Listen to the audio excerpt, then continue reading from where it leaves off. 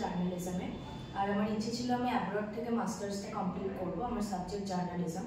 And I was totally clueless যে কীভাবে apply করবো, কী করবো না করবো, কোন কান্ট্রিটা আমার জন্য ভালো হবে। তারপর আমি গুগলে স্টাডি ফ্রি কনসালটেন্সির ব্যাপারে জানতে পারি এবং খুব ভালো রিভিউস পাই।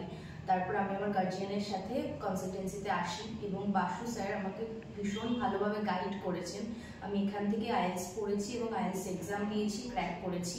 আমি জার্মান A1 ল্যাঙ্গুয়েজ কোর্সটাও এই কনসালটেন্সি থেকেই করেছি এবং এক্সাম দিয়েছি, খুব ভালো রেজাল্টও হয়েছে। এখন আমি জার্মানিতে যাওয়ার জন্য প্রিপেয়ার হচ্ছি, আর 1-1.5 মাস পরেই আমি জার্মানিতে চলে যাব আমার মাস্টার্সের জন্যে। ড্রিম কামস ট্রু মোমেন্ট আমার জন্য এটা।